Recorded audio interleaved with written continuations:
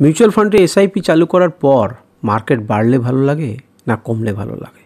অবশ্যই উত্তর বাড়লে ভালো লাগে, কিন্তু বিষয়টা কিন্তু এমন নয়।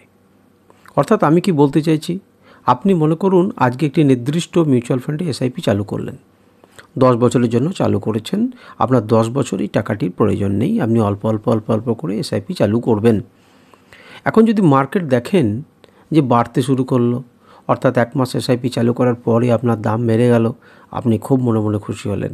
তারপরে যদি আরও বেড়ে যায়, আরও খুশি হলেন, আরও বাড়লো, আরও খুশি হলেন। কিন্তু তার পরিবর্তে যদি উল্টোটা হয়, অর্থাৎ দাম কমতে থাকে, তাহলে পরে কিন্তু আপনি বিরক্ত হয়ে গেলেন যে আমি লাগালাম, আমি বোধহয় ভুল পথে লাগালাম, হয়তো আর বাড়বে না, আমার টাকাটা বোধহয় জলে চলে গেল, হয়তো ফালতু ইনভেস্টমেন্ট করলাম, লোকের শুনে এটা করলাম। এমন কিন্তু চিন্তা করাটা উচিত নয়। কেন বলুন তো? কারণ প্রত্যেক মাসে যখন আপনি এসআইপি চালু করছেন, সিস্টেমেটিক ইনভেস্টমেন্ট আপনি যখন করছেন, প্ল্যান করছেন, তখন প্রত্যেক মাসে একটা নির্দিষ্ট তারিখে আপনার কেনা হচ্ছে। তো তখনকার যে ন্যাপ ভ্যালুটা আছে, যদি আপনার মার্কেট বাড়তেই থাকে, তাহলে কি হবে? আপনার উপরে উপরে উপরে উপরে কিনবেন। আজকে 100 টাকায় কিনেছেন, কালকে 110 টাকায় কিনবেন। তাহলে আপনার অ্যাভারেজ বাইংটা কত হবে? উপরের দিকে চলে যাবে। কিন্তু উল্টো দিকটা ভাবুন তো, 10 বছর তো আপনার প্রয়োজন নেই টাকাটা।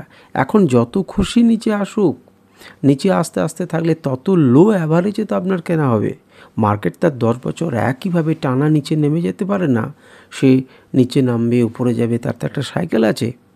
তো সুতরাং আপনি ইনভেস্টমেন্ট চালু করার পর, এসআইপি চালু করার পর যদি মার্কেট নিচের দিকে পড়তে থাকে, সেটা কপাল ভালো আপনার, তত লো অ্যাভারেজ হবে আপনার টোটাল যখন অ্যাভারেজ হবে। এবং যখন মার্কেট এবার উপরের দিকে বুলরান শুরু করবে, তখন আপনি সবথেকে বেশি প্রফিট পাবেন। সুতরাং আপনি ভাবনা চিন্তাটাকে একটু গভীরভাবে ভাবুন এবং উল্টে পাল্টে দেখুন কোনটা ঠিক কোনটা ভুল।